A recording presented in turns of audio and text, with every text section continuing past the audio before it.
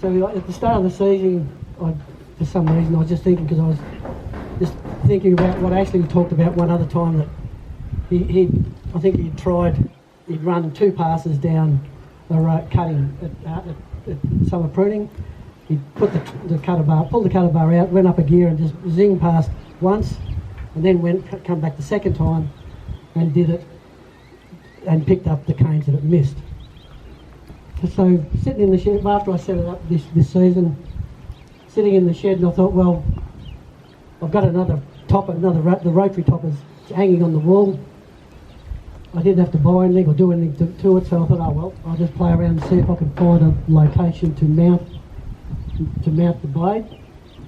And I tried a couple of options and I ended up where it is now. I didn't have to change anything. I already had the existing bar, which has actually got a swing back on it. It's just spring loaded for another job. But anyway, so I had everything there, and it just happened to line up at exactly the right height. So the front cutter is 100 mils higher than the base of the second cutter.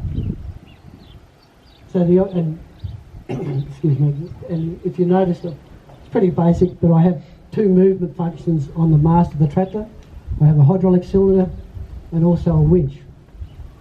So the height of the front cutter is set by the winch, so that's my low point.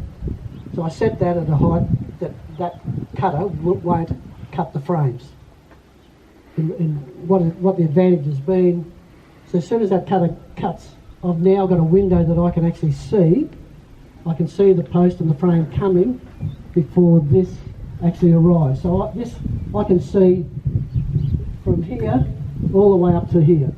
So it drops away, you've got an 8-inch gap there all the way through, and it becomes very clear where you are. So I actually cut everything at about 1.8 k's an hour this year. So I did, just for trial, I went up to about 2.5 k's an hour, and it was still fine.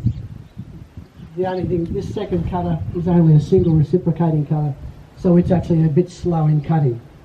So a double one would be far better. So, but it cut extremely well.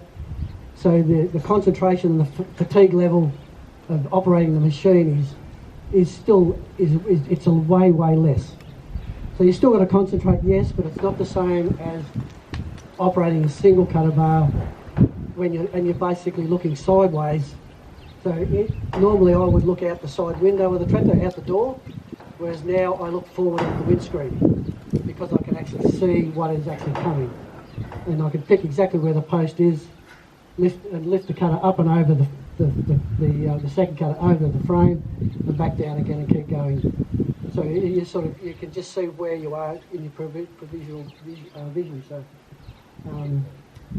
And yeah, just a lot more. I probably did hit a couple of, probably about half a dozen frames over the whole 17.5 acres. But normally I could do that in one row with running a single cutter. So that's the basics of that.